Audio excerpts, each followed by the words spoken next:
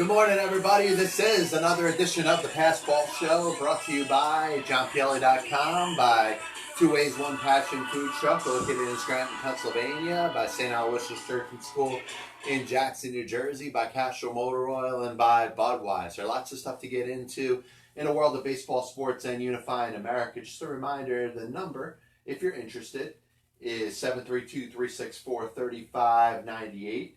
You can be part of the program if you want to get comment on Facebook Live or Periscope. You could also, in the example of YouTube Premiere, you could also send a comment. Let me know anything that's on your mind in the world of baseball, sports, and unifying America. So thank you, everybody, as always, for tuning in. For a couple things we're going to hit up. If you saw the title of the program, I did want to talk a little bit about the WBO Heavyweight Championship, which has existed since 1989, and there's some interesting things to talk about because there's a lot of times it hasn't acknowledged some of the best or most dominant heavyweight champions that we've seen in the last 20, 30 years. So I think it's something that doesn't get spoken about enough. And remember, in the day and age of the 80s going into the 90s, where the world heavyweight champion was considered to be a group of different people. It wasn't one straight heavyweight championship. Of course, if you go back in the history of the sport, you know that there really was one champion that was defined. And really the first time that there was more than one champion defined was when Muhammad Ali was exiled from the United States and was not allowed to be the heavyweight champion. He had his championship taken away. So boxing acknowledged a different champion, even though Muhammad Ali never really lost it in the ring. And since then, you got, about 5 different heavyweight divisions that at some point have all recognized different champions. So we will talk about that. There's a play that happened the other day that I'm going to give a little bit of a different point of view on, involving the designated hitter, the removal of the DH. Great time to talk about the baseball trading deadline. I think it's a time where that there's probably going to be a lot of movement. That with the hard deadline being August 1st, knowing that there can't be any transactions made after that time between two teams, that teams are going to make sure that they use the next couple days to evaluate where they are, but also may not necessarily want to pull the trigger on a deal that they would have in years past. Now, there's two sides of it, obviously. Why wouldn't you make a trade if you weren't sure that you knew exactly what your season was about? You could be defined as a seller right now, but if you're held to this deadline and, hey, you have a good couple weeks, especially in the National League, then the selling off of your players may not necessarily help you. But the other side of it, of course, is that, hey, if you're going to make a decision, you better make it now because you're not going to have the month of August to do it. So, like you said, if any of that interests you, throw me a comment.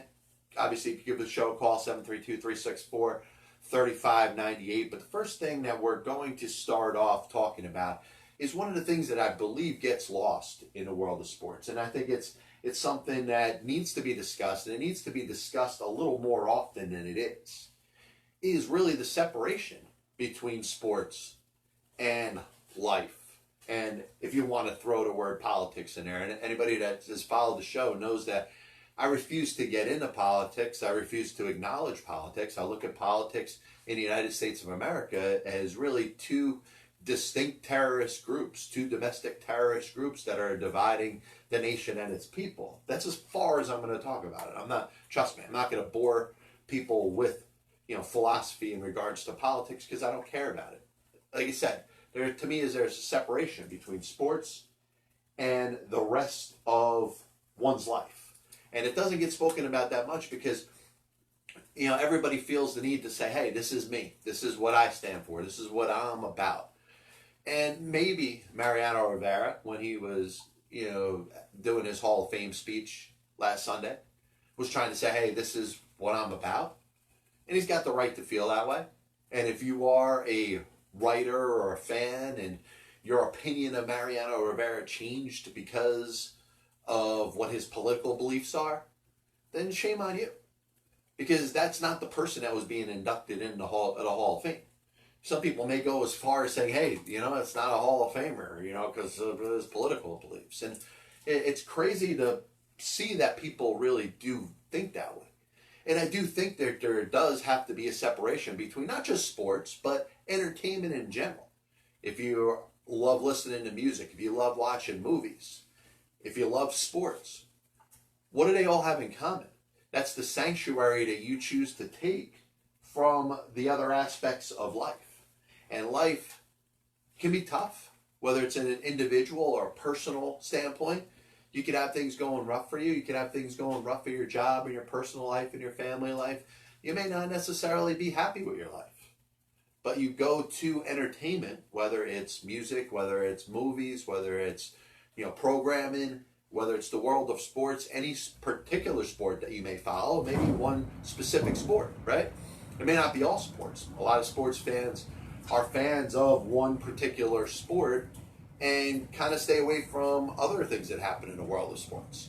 Obviously, my sport is baseball, but, I've grown into the other aspects of sports in general, and I use it similarly to the way a lot of other people do as a sanctuary away from the thoughts and other things that I may think or I may be involved in and do. And I do think it's a responsibility of the media and of people that are involved in sports. Yes, you want to support your causes, you want to help children, you want to do anything in a positive way, especially if it's meant in a positive way. I say go for it. I'm not telling you, to stick to sports 100%. And that narrative which was out there, and it's been spoken about within the last 3-4 years, especially around the time before the presidential election, after the presidential election, the whole stick to sports movement is the fact that people that are viewing, whether it's a little program like this or anything on a national level, whether it's a game, whether it's a national program, they're viewing you and watching you because of their interest in sports. They're not interested in the other parts of your life. Now, from an athlete standpoint, from a media person standpoint, you may have other things that interest you, but if you define yourself as being in a realm of sports or being in a realm of movies or music, you got to understand that your biggest strength, your biggest draw to your audience is whether it's sports or music or entertainment. You're there to entertain. And you hear people at, these, whether it's the Oscars or any of these different things trying to throw their political beliefs in there. People aren't viewing those events to hear what people's political views or any views that they have that aren't in relation to what it is that they're there and put up on that stage for. In fact, they're on that stage because they're being recognized in a lot of cases, sometimes for things that they just did, or, whether they're presenting awards, maybe it's because of things that they've done over the last, 20 to 30 years. And people are there because they're acknowledging them for that, not because of anything else that they say. So when we talk about the stick to sports narrative, it's not telling anybody that is an athlete or anybody that covers sports that they can't have any opinions that are not online with what sports are. It's that the general public is not viewing them or listening to them or reading their tweets because of anything else that doesn't have to do with the world of sports. Same thing for an entertainer, whether it's an actor or somebody in a television series. When they speak, their fans want to hear them talk about what it is that they do for a living. An artist that's, making, selling millions and millions of albums or downloads or whatever. That person's fan base wants to hear their music or wants to hear them talk about their music. And I think it's something that, unfortunately, it sounds a little corny to talk about. It sounds like it could be a waste of some people's time. But there's a lot of people out there that don't seem to understand that. And it's not telling them that their opinions about anything else that doesn't have to do with sports or entertainment or music aren't important. But if you're going to, whether it's as a young athlete moving up in the world or a young voice as you're looking to get better and be out in front of a group of people, you identify what your audience is. I identify that my audience is people that are interested in things that go on in the world of sports. They may be on to argue with me. They may be on to disagree with my opinions. They may be on, just to talk about how corny my tie is that I'm wearing. But the draw to it is the fact that I talk about sports on my show. And that would be the same thing if somebody was doing a political show and you'd have a fan base, whether it's people that like you or don't like you, that are drawn to you because you decide to talk about your political beliefs. Same thing applies to, like I said, an athlete. An athlete has worked so hard to get up to the professional level. Most of the athletes that are successful in the world of sports are there because they want to be. And their fans are out there to watch them play, or if they're going to listen to them talk, they want to hear them talk about what it is that they do. And that's the thing that I just don't understand, why people feel the need. Like it's such a necessity to have to go out there and say, hey, I'm this or I'm that. That's great. But what are you defined for? What is your audience coming up there to do? It's like a comedian going out on a stage. You got a sold out stadium. You're one of the funniest people in the world. And you go up there and instead of telling jokes, instead of making people laugh, instead of doing what you're supposed to do by showing up on that stage and that audience that is paid for their own money for tickets to watch you make them laugh, you're going to go out there and talk about your feelings about stuff. Do we understand that there is a separation between whether it's sports or entertainment and life? And that these things are out there and God created them because it's a sanctuary to get people away from things that, may not be so well. Life isn't perfect. Life could be great. Life could be bad. For most of us, life is somewhere in between. But when we choose our entertainment, whether it's sports or, movies or music, we're doing it with the thoughts of escaping from the regular crap that we have to deal with and hear all the time. And I just wish more athletes would understand that, more entertainers would understand that, more people that cover, whether it's sports or entertainment, would just understand that that's what they're there to do. Just a reminder that this copyright and broadcast is authorized under internet rights, granted by the World Wide Web and is solely for entertainment of our audience. Any publication, reproduction, or other use of the pictures, descriptions, and accounts of the show without the express written consent of the Passball Show, JohnPielli.com, and John Pielli LLC is prohibited. Any commercial or other use of the program, such as by charge and admission for its showing, is similarly prohibited. So there was a play, or actually an inning the other day between a game with the Boston Red Sox and the Tampa Bay Rays, and the thought of it was, oh my God, Angel Hernandez is the home plate umpire. What is he screwing up right now?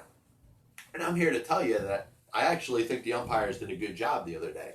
Now, for those that aren't familiar, Kevin Cash, the manager of the Tampa Bay Rays, decided to make a series of changes within an inning that manager Alex Cora of the Boston Red Sox disagreed that they were done properly and ended up protesting the game. Now, we'll see as the protest goes up to Major League Baseball, and there's very few protests in the history of the sport that end up working. I think the last one, if I'm not mistaken, was 1983 during the famous Pine Tar game, where it was determined without a doubt that the umpires there acted irrationally by calling George Brett out. You could throw him out of the game for the use of illegal equipment or not abiding to the Pine Tar rule, but there was no way you could reverse a play that happened. So unless it's something that's that dramatic, you're not going to see a protest and end up working or reversing the actions of a previous game. So that being said, Alex Cora's gripe was the fact that Tampa Bay chose to not just remove their designated hitter, but replace their designated hitter with two pitchers that one of them was going to be playing the field and one of them was going to pitch. So they forfeited the use of the designated hitter with their decision to bring a pitcher in a game and remove a fielder from a position at first base. Now, you have to think very deeply into this, and there's parts of what Alex Cora, his interpretation of the rule that make a little bit of sense. Usually, the removal of the DH in the American League, which we know at some point in all Major League Baseball we're going to have the designated hitter. It's going to be in the National League. It's something that's inevitable, something we're probably not going to be able to avoid. And it'd be a surprise to see another 2 or 3 years go by without a universal designated hitter in all of Major League Baseball. Now, that being said, if you have a designated hitter in there, let's say Austin Meadows was a designated hitter, which he was in this particular game that we're talking about, and Meadows would leave the bench as we hit the halfway point here in the Pass Ball Show. Glad to be with you as always. He goes to play the field, whether he goes to left field or first base or right field. The team, in this case the Tampa Bay Rays, would forfeit the use of the designated hitter, which is something that, team, you don't want your pitchers hitting, especially in the American League where the pitchers aren't trained to hit, not expecting to hit. But if the Rays decided that they wanted to put their designated hitter in the field at any point of the game, they'd forfeit the use of the designated hitter for the rest of the game. Now, what makes this situation a little bit interesting, and it's fun to talk about because it's something you don't see very often. They're taking their designated hitter out of the game because they're bringing in a pitcher. They're taking their pitcher who is on the mound but being hit for and moving him to first base. So that's like the designated hitter going to play first base.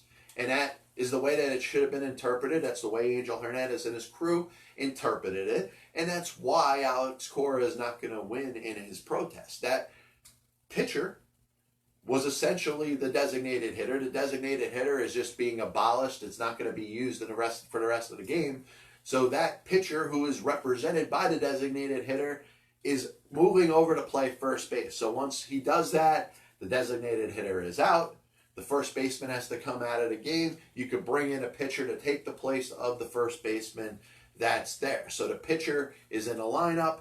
The pitcher that's playing first base is in the lineup.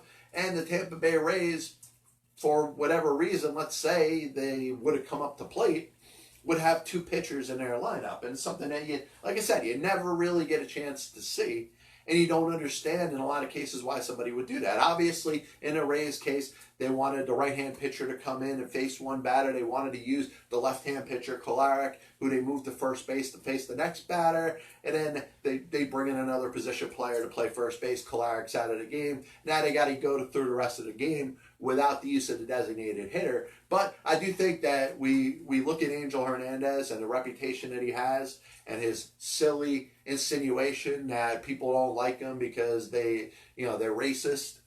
People don't like him because he doesn't do a good job as a Major League Baseball umpire. I thought he conducted himself well here. And in fact, as Alex Cora is going back and forth with him, you would expect Angel Hernandez to say, hey, let me go throw somebody out of the game. He didn't do that here. He listened. I thought he did his job correctly. And I hate to say it, for all the people that hate Angel Hernandez, I actually think he did a good job at handling this situation. He interpreted the game according to its rules, where there was a little bit of a dispute, which I get, but actually handled himself in a right way. This is the famous Budweiser beer. We know of no brand produced by any other brewer that costs so much to brew and age. Our exclusive Beechwood aging produces a taste of smoothness and drinkability you'll find in no beer at any cost. So thinking about the Hall of Fame, and obviously congratulations to all those that were inducted. Jason Stark, a great writer for ESPN for all those years, very well deserved, and obviously the players. You could start with Mariano Rivera and Edgar Martinez and Roy Halladay. And, think about their impact on the game of baseball. Mike Messina, the career that he had, how many games over 500 he was. And, Messina maybe not have been one of the best pitchers in baseball, may not have been a Halladay at any point of his career, but was still very consistent over the course of his career. And I don't have a problem with him being in the Hall of Fame. Lee Smith getting in, I think was great. I was pushing for Smith for a couple of years. The best closer of his time was up there with Fingers and Suter and Goose Gossage and guys like that, and all of a sudden gets a different type of perception because he happened to be around when baseball relievers went from pitching 2 or 3 innings to 1 inning. That wasn't his fault. That wasn't his decision to go from pitching multiple innings, which he did in the early part of the 1980s, to 1 inning for the latter part of his career. That was a change in a game of baseball, which he was being penalized for. And there's a lot of knocks of people that are looking at Harold Baines and saying, hey, he was a good player. He had a long career. He lasted for a while. There's nothing that jumps out and makes you think that he is an absolute, no doubt, Hall of Famer. And I think it's unfortunate because I think there's a lot of people like Antonio La Russa, like many others associated with the game that followed Harold Baines and realized he was a pretty good player. Now, what has happened, unfortunately, and this is no disrespect meant towards Harold Baines, is baseball has chosen to water down its Hall of Fame through its Veterans Committee and in some cases through its writers because of its exclusion of players in the past, whether it's Pete Rose or Shoeless Joe Jackson, whether it's anybody that was involved during the steroids era. Once again, you look at steroids as they were being used in baseball, we don't know when they originated. Did they start in the 70s? Did they start in the 60s? Were they kept under wraps for a certain amount of time? How many players are in baseball's Hall of Fame right now that use steroids? This is all information that if it gets put out there, it's going to change the dynamics of the judgment of players and whether they should be in the Hall of Fame. So the bottom line, there is a ton of players out there in Major League Baseball that are being held out of its Hall of Fame as we speak. And you could talk about steroids, you could say they were cheaters, but once again, when you're acknowledging players in any sports Hall of Fame, you're not necessarily going to put in the best guys. And if you look at hockey and you look at football and you look at basketball, its Hall of Fame all have the same thing in common. It's all the best players and the best people, pioneers and coaches that existed in the history of the sport. Baseball has changed. Like I said, you could say, hey, gambling, sign up on every clubhouse door. You gamble, you're out, especially with the 1919 Black Sox. You may want to feel bad for Joe Jackson. Okay. Maybe he's a guy that could be put in a Hall of Fame, years later. The guy's been dead for 60-something years. Pete Rose chose to gamble on the sport that had a very distinct rule against betting on that sport. Still doesn't hide from the fact that he had more hits than anybody in baseball history. And in fact, if you look at it, one thing really doesn't have much to do with the other. So the other aspect that we always talk about, we say cheaters, they destroyed the game. They destroyed all of our sacred records. The guys that use steroids over the course of their career, once again, those are all valid points if we knew as a fact who did and who didn't. And if we knew, as we're inducting people into the Hall of Fame, and like I said, I'm going to throw some random names out here, and I'm not here to knock them. I'm not there to shoot or take any shots at the validity of whether they use performance-enhancing drugs or not. But you could ask Frank Thomas, you could ask Mike Piazza, you could ask Pedro Martinez, Reggie Jackson, Ricky Henderson, Jim Thome. These are guys that there was never any suspicion around them to say that they did use performance-enhancing drugs, but there's also no proof that they didn't. So the same reason that you're using to hold other players out, you're not questioning anybody that has gotten in. And if we knew as a definitive fact that there wasn't a Hall of Fame baseball player that did not use performance-enhancing drugs at any point over the course of their career, then I think we'd have more of a jurisdiction or a right to hold out the players that we do. But we don't. And at some point, you're going to have to acknowledge the best players to play over all eras of baseball. And that's why the Veterans Committee was put out there, to remember players or maybe unearth some stuff that happened in regards to players that we may not know. That's what historians are out there to do. That's what research has gone out there and helped over the course of time. But when we're talking about players that did steroids, there's this divide that exists that says, for those people that are against players that did steroids, I just want you to be able to tell me something that maybe I don't know. Who in a Hall of Fame use performance-enhancing drugs. What's the impact on amphetamines, which are now banned from the sport, on players that played before? Did it enhance their performance at all? Was there any proof that players in the 70s may have been using a little more than just greenies? Because now we look at amphetamines and they're almost judged the same way as performance-enhancing drugs. And I understand the people that will look at amphetamines as different, which they are, but they obviously provided some sort of advantage for those that use them, enough of an advantage that the sport does not allow them right now. And I think that's very important. It was enough of an advantage, maybe not as distinctive an advantage as using something that they use to inject horses to make them run faster, but it was enough of an advantage that the sport has abolished the use of it. Players that use greenies, like I said, unless it's ADHD medication and you need a letter written to the commissioner's office and you have to be approved for the use of it, they're banned from the sport. So they had to have some impact on some of the players that played during their time. And the players that knowingly and willingly and admitted to using them, are they cheating too, or were they cheating? And cheating as it exists in the sport of baseball goes back forever. And I'm not going to talk about spitballs and cork bats and anything that a player can do to give themselves an advantage, but it exists since the inception of the game. And we're going to all of a sudden look at steroids and say that this is the worst thing somebody can do in a sport that did a terrible job overseeing what was going on. If baseball did a better job of instituting drug testing in the 80s or the 70s, like it probably should have, we may have more of a distinct understanding of who used and who didn't use, instead of making it a court of public opinion saying, well, you know what, I heard that they may have done something. It's time to acknowledge the best players that ever played in the sport. And going back to the point that I made before, when it comes to Harold Baines, and Harold Baines is a nice guy, he's a very good player, and you know what, for the rest of his life, and after his life's over, he's always going to be acknowledged as the Baseball Hall of Famer.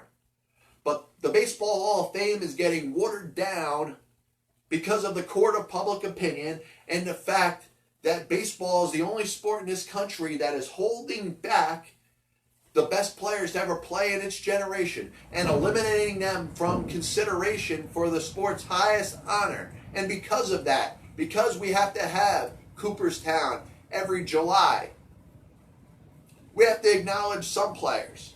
And because the best players in this generation are not getting in for a handful of different reasons, there are other people that need to be given this award. And in a lot of cases, these are players that don't have the talent or didn't have the on-field accomplishments that the other players had. And it's unfortunate. And is baseball going to do one of two things?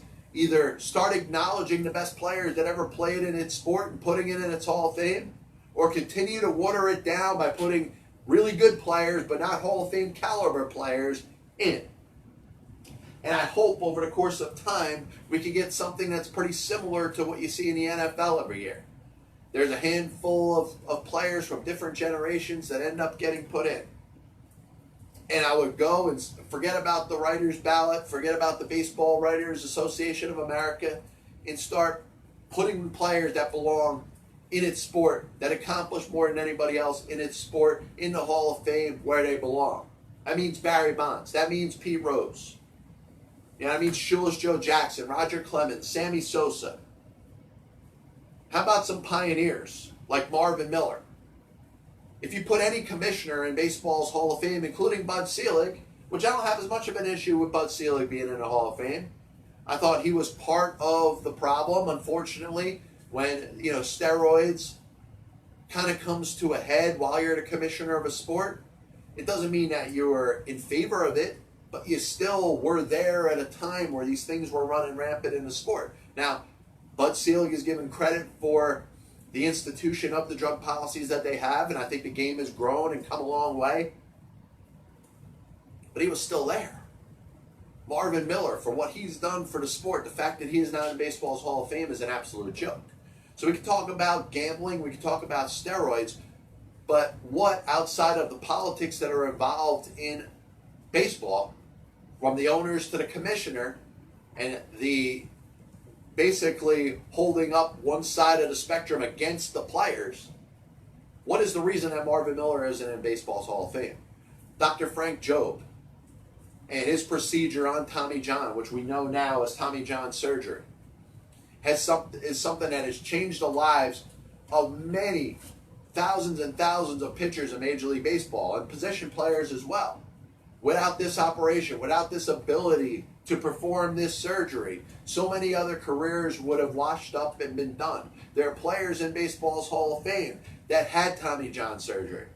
There are some of the best pitchers in the sport right now that have had Tommy John surgery. Their careers would have been at a crossroads if it wasn't for Dr. Frank Jobe.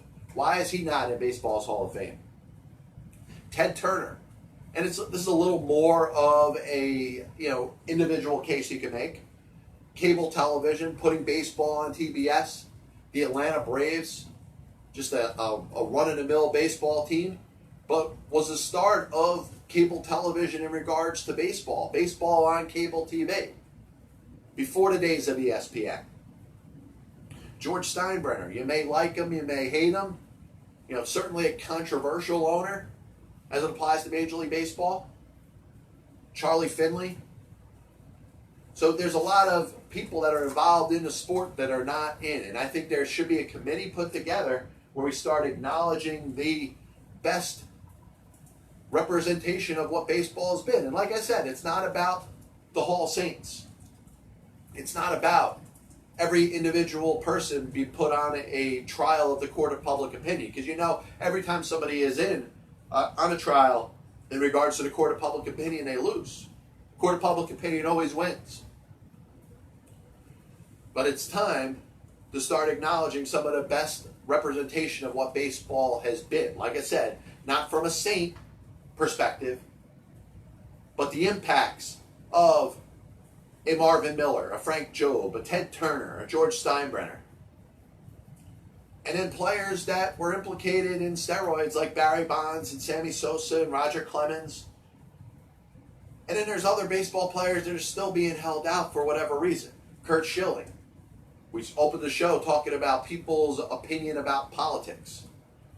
If Mariano Rivera was as devout of a conservative as Curt Schilling proved himself to be throughout his career, he probably wouldn't have gotten 100% of the vote. He wouldn't have been voted in unanimously. And there literally would be people out there who would try to explain why Mariano Rivera is not a Hall of Famer. The same thing is, this is exactly what's happening to Curt Schilling. He was John Smoltz for one of the best postseason pitchers that the sport has ever seen. And he's not in the Hall of Fame. Fred McGriff, one of the best power hitters of his generation, is not in baseball's Hall of Fame. Vern Stevens, one of the best hitting shortstops, played in the 1950s, is not in baseball's Hall of Fame. Ted Simmons, one of the best hitting catchers that the sport has ever seen, is not in its Hall of Fame.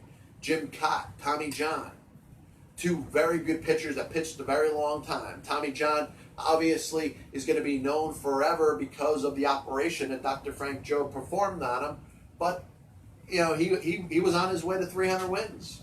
Jim Cott, if it wasn't for the fact that he was forced into being a reliever the last 5 years of his career, would have won 300 games. He would have been in baseball's Hall of Fame. Al Oliver, his career ends after the 1985 postseason because of collusion that's going on between the owners. He's not allowed to play. If he gets another 2 seasons and gets 128 hits in each of those 2 seasons, he has over 3,000 hits, and there's no dispute over whether he's in the Hall of Fame.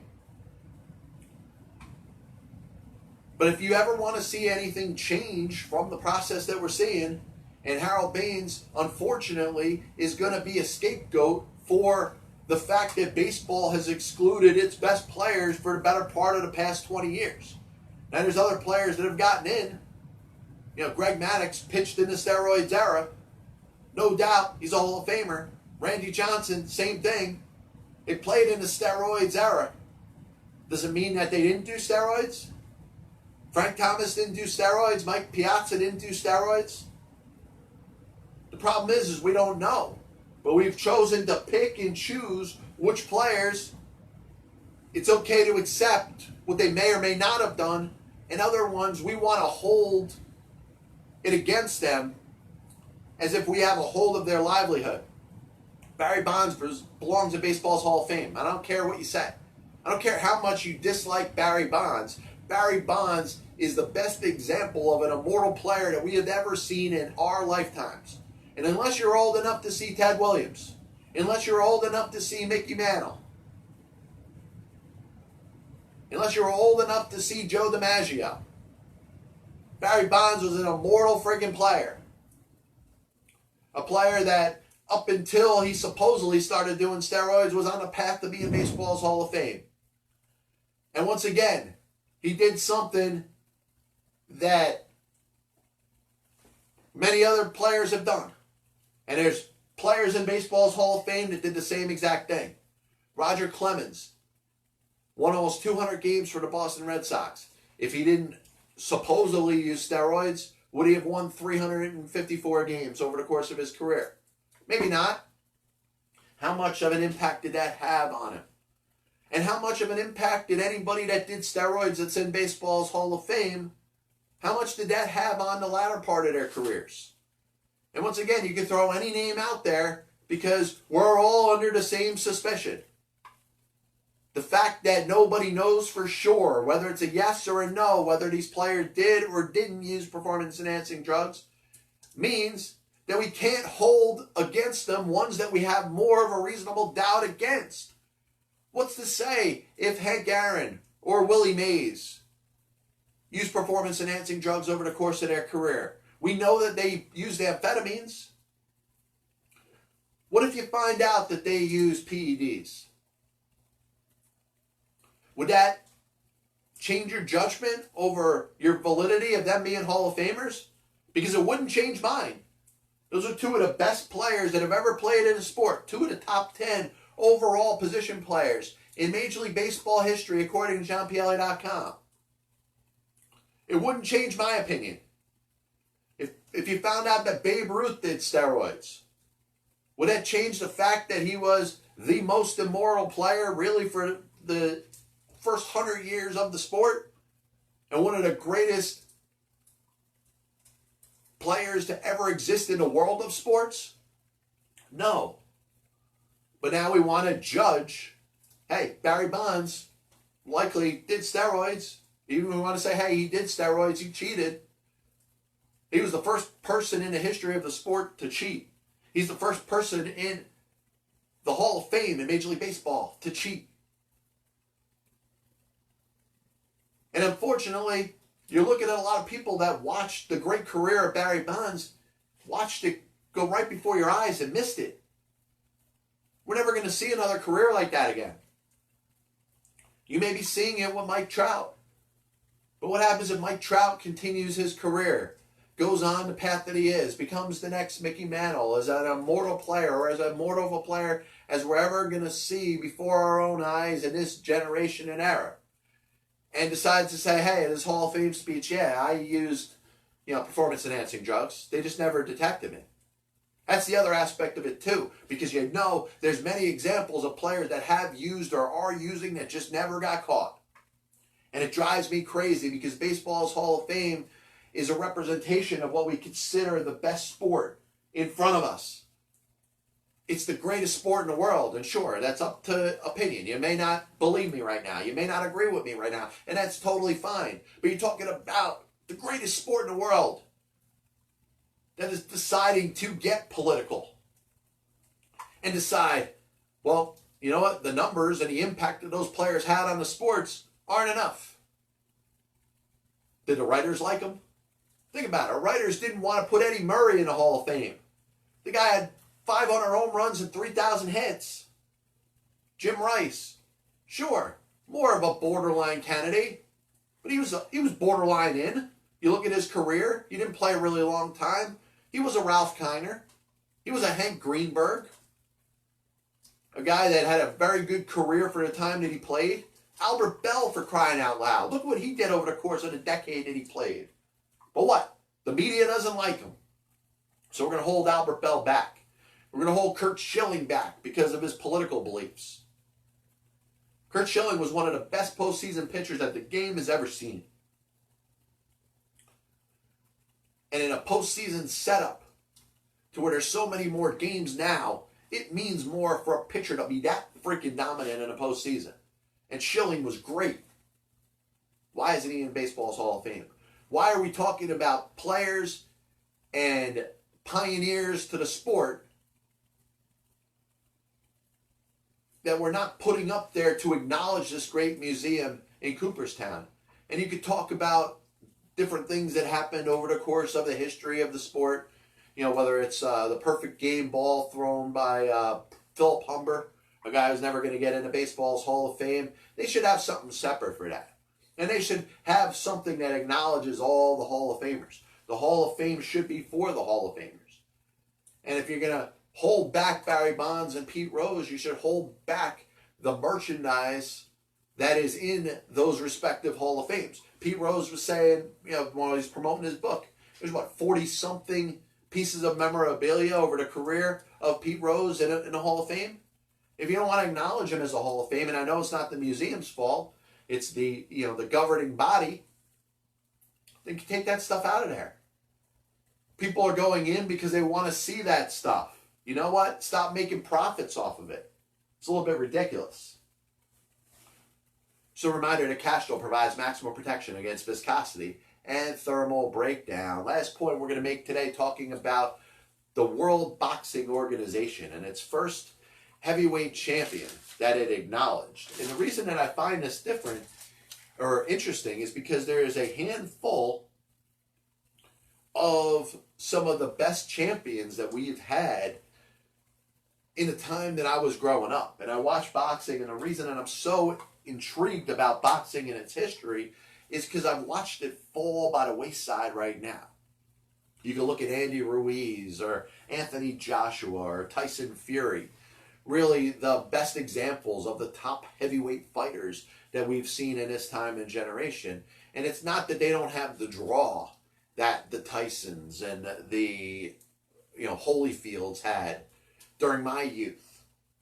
It's just that the sport has been so watered down, and it's like the credibility of the sport has been put a lot into question. And one of the things that put the credibility of the sport into question was the multiple different amount of titles and the different organizations that have gotten involved to acknowledge their own champion.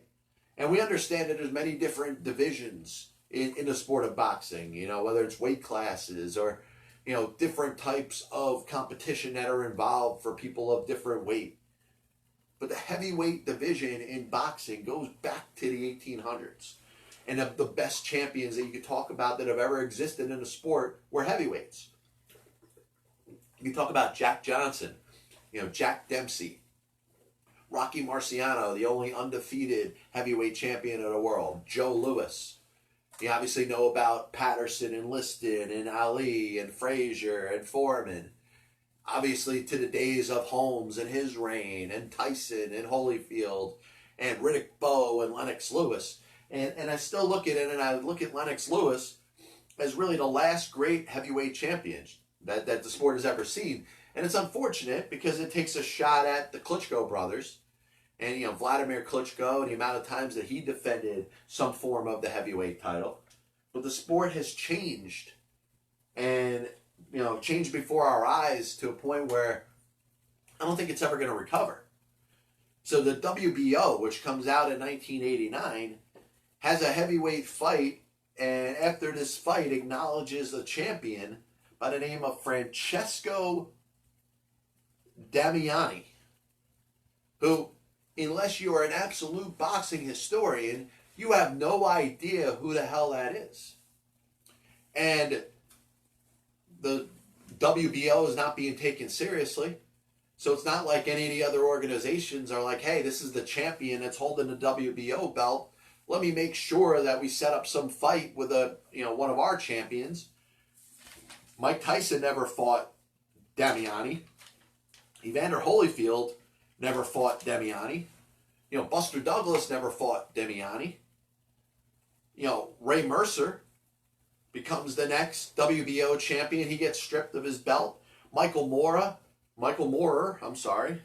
ends up not being acknowledged as the WBO champion. He decides, hey, I don't want to fight for this championship anymore. I don't think it's as valid of a title. So he vacates it.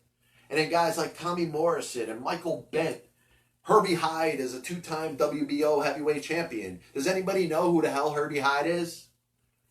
Riddick Bowe is the WBO champion. He vacates it because he wants a different belt. Henry Akinwande, who at least I as a boxing fan could remember Henry Akinwande. At least I remember when he was a legitimate name in boxing. I didn't look at him as one of the best.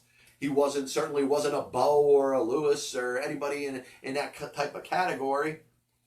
But he at least was a big name. He vacates the belt. So, the Klitschko brothers hold the title. Okay. But you look at guys like Corey Sanders, Layman Brewster, Shannon Briggs. You know who wasn't the WBO champion? George Foreman, Lennox Lewis, Mike Tyson, Evander Holyfield. So you want to point to a turning point when the boxing's heavyweight division has lost some credibility. It could be around the time of the creation of the World Boxing Organization's version of the heavyweight championship, because it's been nothing but a joke. Sure, you look at the heavyweight champions now, and whether it was Anthony Joshua or Andy Ruiz, those guys are acknowledged as being the WBO heavyweight championship. Maybe it's finally normalized after 20-something years. But you look at everything that happened from the days of Don King to the corruption, to the emergence of other fighting sports, UFC, MMA. These sports would not have been given the format and the form to succeed if it wasn't for the destruction of boxing, and particularly the heavyweight division as we know it. If it wasn't for the corruption that was involved in the sport, so many different boxing organizations trying to acknowledge its own champion, it would not allow for Ultimate Fighting and MMA fighting to succeed and have the fandom and the attention that it has right now. A little bit of a recap of the show today. We talked a little bit about baseball's Hall of Fame and how something does have to change. You look at the players that played in the steroids era. Some are in, some are essentially blackballed. Pete Rose, there's a fear that Pete Rose will evolve himself in baseball again if he's put back in the game or reinstated.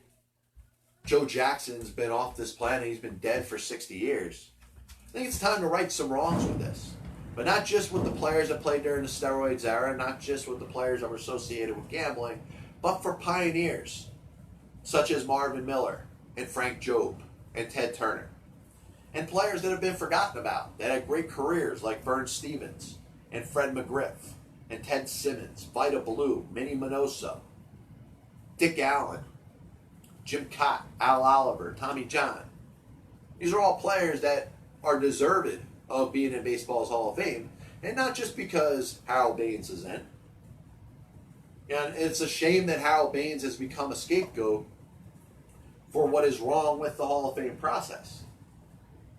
And Harold Baines deserves to be treated much better.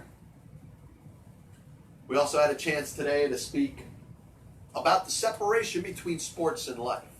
And it doesn't get brought up too much because I think so many people are like, hey, I want to be a multitasking or a multi-talented person.